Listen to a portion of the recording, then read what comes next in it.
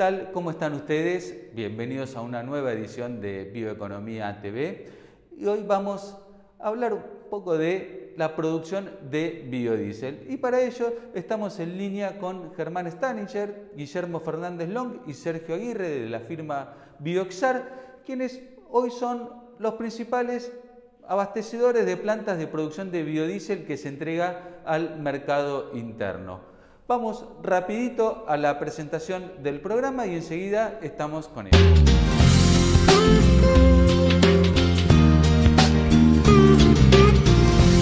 Porque sos de la tierra de la mejor carne del mundo. Carne que elige tu carnicero amigo.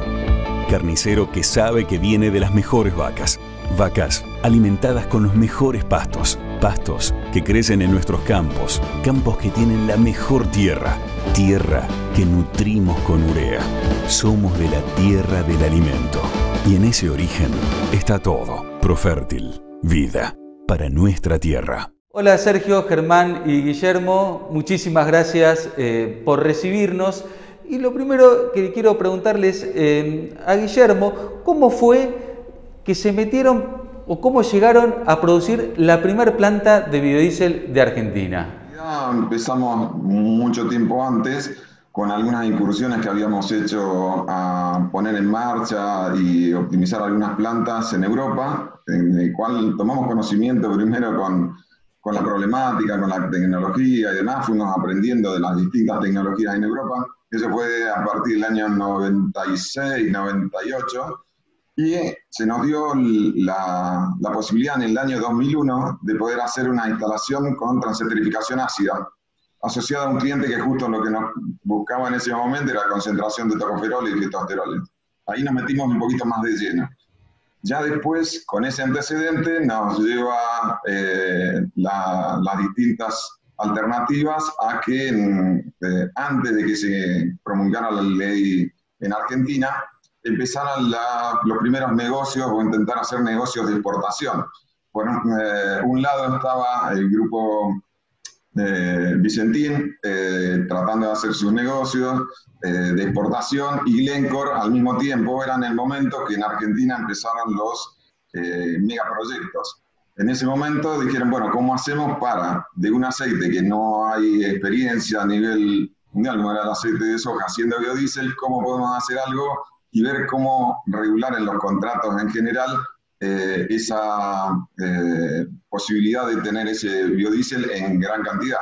Entonces, en dos grupos de trabajo en los cuales trabajaba por un lado la firma Auson, asociada en ese momento al proyecto de lo que era Vicentín, y nosotros a lo que era OM, que estaba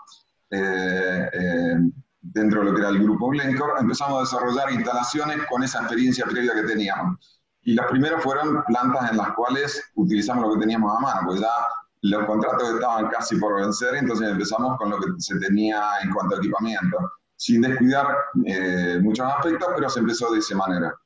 Con el tiempo, eso devino en la primera planta continua que se puso en marcha, que fue la de Vicentín en Avellaneda, y luego lo que se terminó es, al poquito tiempo, promulgando la ley en Argentina, con la cual ya nos encontramos un poquito preparados. Ahí empezamos en los dos grupos de trabajo, que nos conocíamos, pero de la actividad, pero no por haber trabajado en específicamente. Vimos que teníamos más sinergia que puntos en contra o para competir. Entonces nos unimos en ese momento y dimos paso a lo que después terminó siendo lo que denominamos Bioxar. En esa transición, en el medio, tomamos algunas plantas que fuimos transformando de la misma manera que habían sido las primeras, pero tratando de volcar instalaciones que estaban destinadas a otra cosa. Una eran una petroquímica, otra una planta de resinas politerpénicas, las adaptamos para hacer biodiesel. Hasta que llegó el momento de decir, bueno, lanzamos Bioxar haciendo sus plantas de una punta a la otra. Eso nos llevó a tomar distintos conceptos, filosóficamente decir cómo Bioxar quiere que se hagan sus instalaciones. Bueno, por un lado buscábamos que las unidades fueran confiables desde el punto de vista del producto que se elaboraba, obviamente, porque estaba una normativa que había que cumplir, que fuesen unidades seguras, tanto para las personas como para la instalación y la comunidad en la que se iban a insertar, que fuesen instalaciones que tuvieran mínimos consumos y que fuesen sencillas, lo cual no quita que no fuese robusto. Para eso dotamos a todas las instalaciones de un grado de automatismo en el cual no solamente se pensaba en la operación en estado estacionario, sino que ante cualquier contingencia la planta pudiera responder y ir a un punto o condición segura. Y de ahí, bueno, empezaron a surgir distintas alternativas, se empezó a ver de qué manera simplificar el proceso y ver que los efluentes también fuesen minimizados. Lo que era huella de carbono y la integración energética también estaba dentro de lo que veníamos pensando. Eso asociado a que ya teníamos una normativa, pero dijimos, bueno, la planta cuando la hagamos, hagámosla pensando en lo que puede venir de acá un buen tiempo hacia adelante. Y de esa forma fue que, bueno, llegamos a concretar varias instalaciones que son las que entregan en parte del cupo en Argentina, están por encima del 40% en instalaciones que en su momento fuimos interviniendo. O sea, fueron una empresa en la cual construyeron una primer planta a partir de la cual fueron desarrollando y optimizando una tecnología para el mercado exportador y hoy han logrado un abastecimiento fenomenal con las plantas de ustedes hacia el mercado interno. La pregunta es, ustedes trajeron un proceso o su experiencia en cuanto al biodiesel estaba en Europa. ¿Cómo fue? ¿Es lo mismo? Allá, digamos, utilizan el aceite de colza. ¿Es lo mismo con el aceite de soja? ¿O hubo que ir haciendo, adaptar la tecnología a las condiciones locales? La condición de base de la tecnología es conceptualmente la misma. Cualquier producto graso puede ser elaborado. Lo que tiene son particularidades que tiene cada uno de los aceites. En el caso del aceite de soja nos encontramos, en eso sí teníamos alguna ventaja después para cuando aparecieron las plantas un poco más grandes. Ya teníamos alguna experiencia y estaba el tema que en aquel momento era el de los glucosacáridos, que son un componente que está más específicamente dado en lo que es el biodiesel cuando se forma a partir de aceite de soja, como te pasa algo parecido cuando lo haces partiendo de aceite de palma, pero no se encontraba en la colza. Entonces, en la experiencia que nosotros teníamos, eso fue, bueno, tenemos esto, nos da contaminación, ¿cómo hacemos? ¿Cómo lo resolvemos? El hecho de tener una planta casi en el patio de casa, como era el grupo de Reconquista, en el cual podíamos estar operando la planta y trabajando y optimizando, nos permitió, al momento que íbamos desarrollando los diseños nuestros, ir elaborando soluciones. Por otro lado, no se encontraban diferencias, pero eso eran básicamente lo que es el pretratamiento y alguna particularidad propia del aceite de soja. Pero bueno, se pudo salir sin inconveniente y bueno, después de hecho nos permitió dar soporte a instalaciones que no eran concebidas por nosotros, pero que tenían alguna particularidad de proceso que había que ajustar. Bueno, muchísimas gracias. Le pregunto a Sergio, Sergio, ¿cómo hablábamos, ¿no? Se crea un biodiesel al principio de exportación, el cual debe cumplir ciertos estándares o normas europeas y de pronto aparece una ley nacional y hay que hacer biodiesel para abastecer al mercado interno. Ambas legislaciones o, ¿cómo se llama?, especificaciones que debe contener el producto son las mismas o hay mayores requisitos para exportar. ¿Cómo es la cosa? Por suerte, la ley 26093, que es una ley del año 2006, estableció el régimen de regulación y promoción para la producción y uso sustentable de biocombustible. Esta ley es de hace 15 años y tiene un vencimiento en 2021 y ha sido prorrogada ahora en estos días. Y tuvo asociada a la resolución 828, que fue del 2010, que estableció que las empresas elaboradoras de biodiesel deben cumplir con una serie de parámetros llamados están divididos en dos, grupo 1 y grupo 2, y los requisitos establecidos en la resolución 828 establecen límites que están de acuerdo a las normas europeas, a la EN 14103, o a las normas americanas, a una serie de normas ASTM. Así que eso permite que un biodiesel apto para su comercialización en el mercado interno sea un biodiesel apto para exportación. Además de esas legislaciones o de esas resoluciones, hay otra serie de resoluciones de normativas de alcance nacional que establecen condiciones de seguridad que deben cumplir las plantas de elaboración, almacenaje, requisitos para tanques aéreos, además de las legislaciones propias nacionales de seguridad y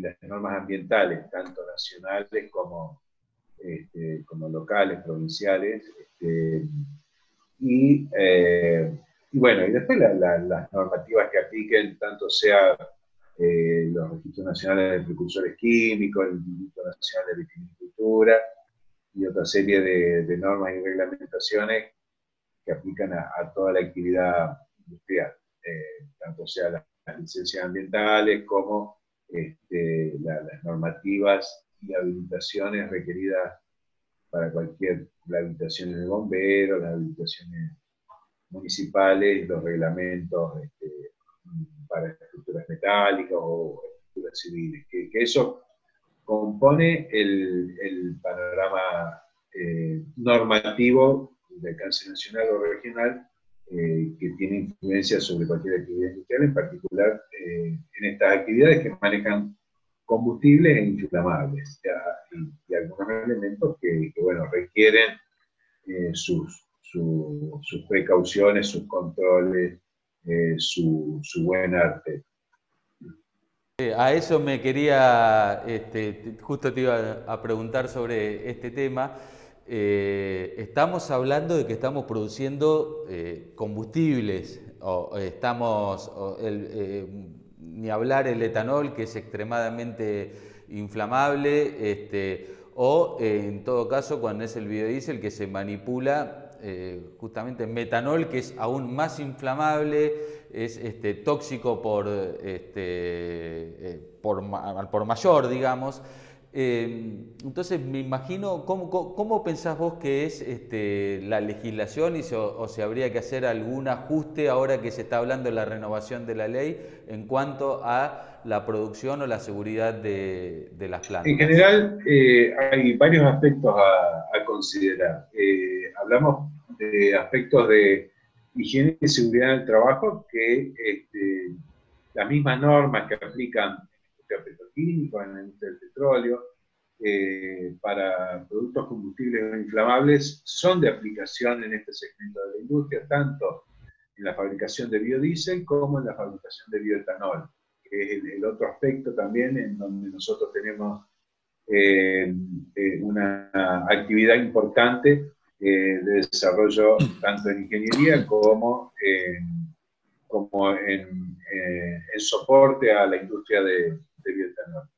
Así que toda esa normativa, que no es una normativa estancada, sino que es una normativa viva y que va siguiendo los avances de la tecnología y está muy vinculada al segmento oil and gas, que siempre es un segmento muy dinámico y que podemos decir que tira de la soga en cuanto a los requerimientos y las exigencias. Así que toda esa normativa, que como decía, es una normativa viva,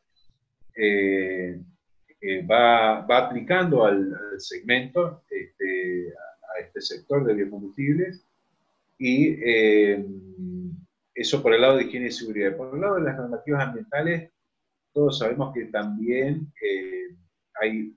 también es una normativa viva, que se hacen grandes esfuerzos por parte de la industria y por parte del gobierno, de los gobiernos en particular, del Estado, para tener estos aspectos bajo control. Es decir, que continuamente aparecen nuevos requisitos y nuevos desafíos que exigen respuestas por parte de la industria, respuestas por parte de la ciencia y la técnica, para controlar y mantener a raya todos los efluentes, tanto sea gaseosos, líquidos y sólidos.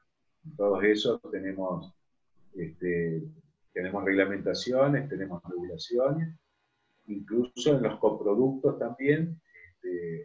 Coproductos en la industria del biodiesel son, por ejemplo, glicerina, borra, materia grasa ácida, y en la industria del etanol, el gran coproducto, la burlanda, que es para la alimentación animal, que también tiene exigencias en cuanto a composición y en cuanto a su aplicación. Así que eso siempre son exigencias, y tanto la industria como las empresas de ingeniería estamos siempre intentando dar respuestas a esta realidad dinámica. Genial, muchísimas gracias, Sergio.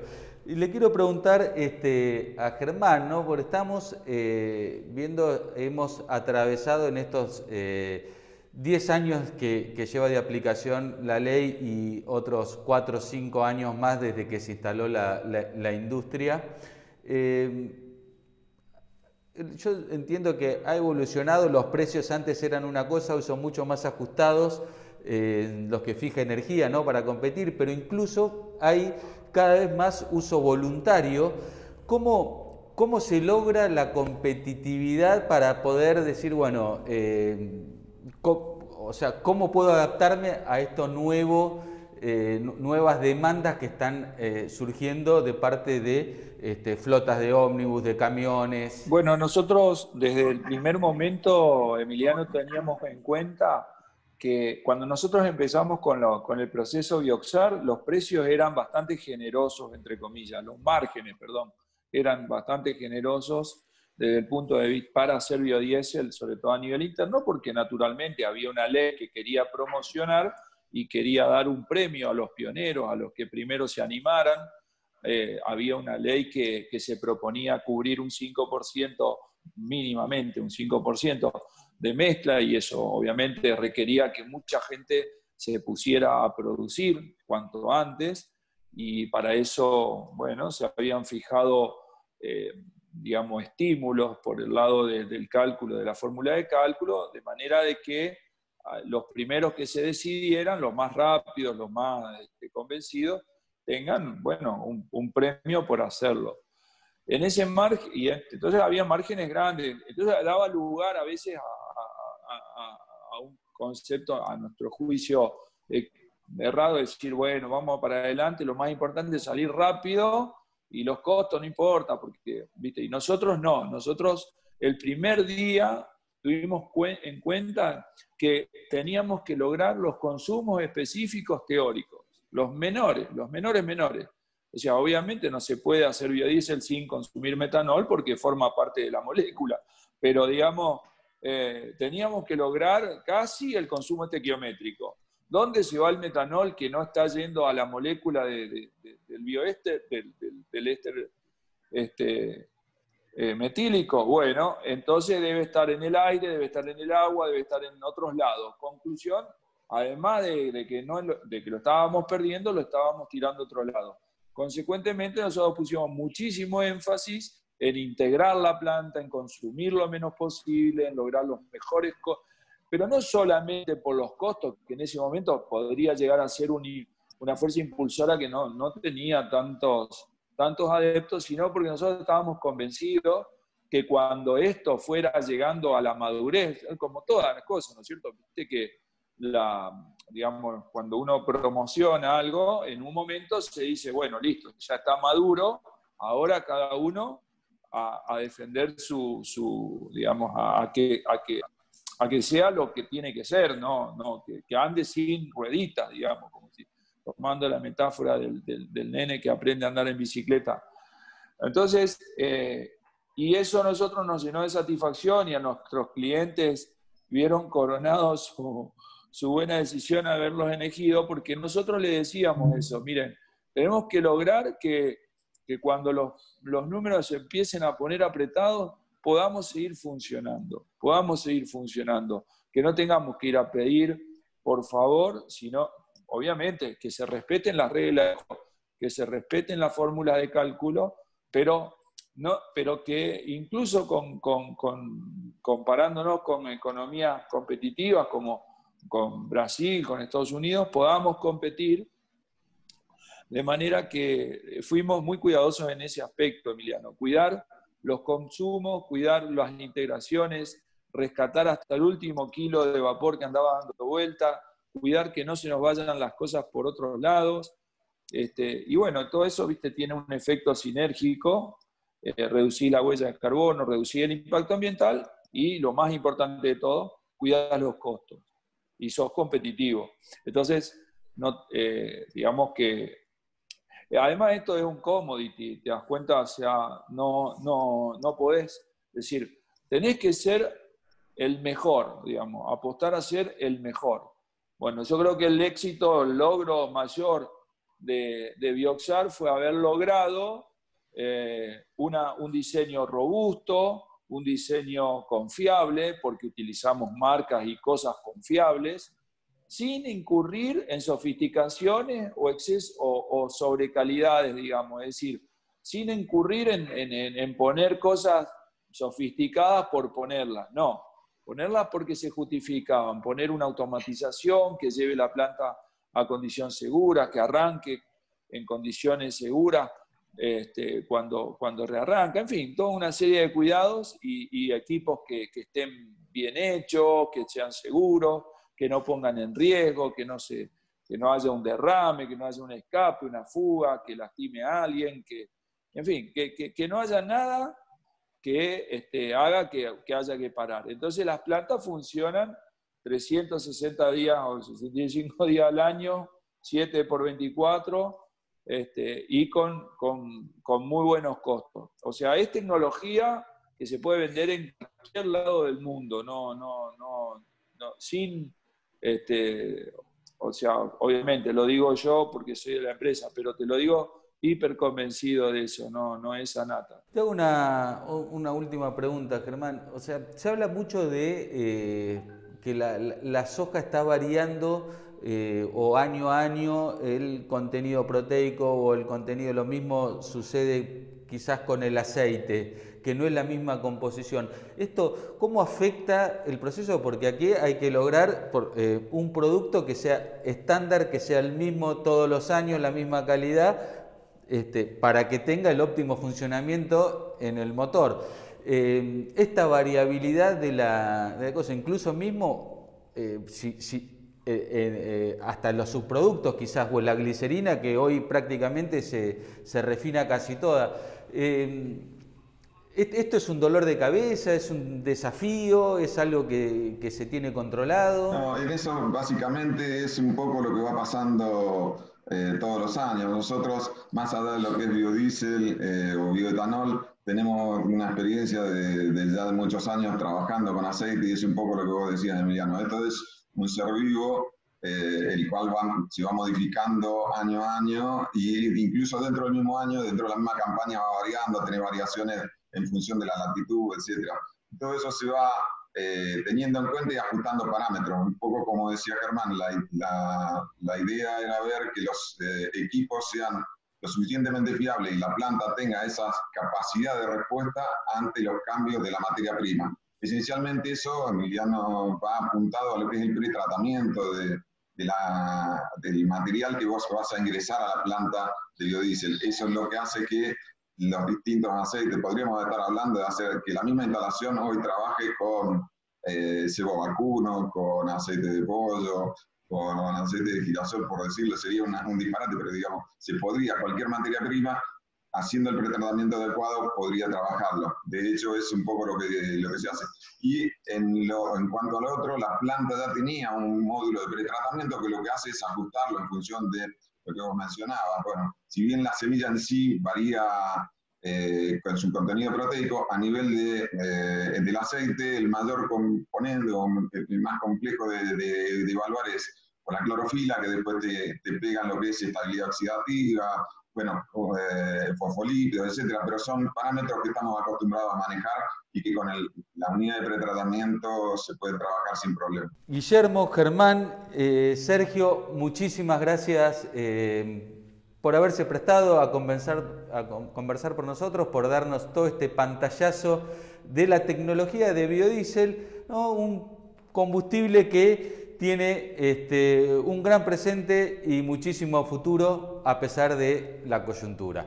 Muchísimas gracias y será hasta prontito. Y felicitaciones. Gracias. Agradecemos a Bioxar por haberse prestado a conversar con nosotros y como siempre los invitamos a seguirnos en las redes sociales, a suscribirse a nuestros newsletters y a recorrer la web para encontrar toda la información del mundo de la bioeconomía. Muchísimas gracias por habernos acompañado y los esperamos la semana próxima.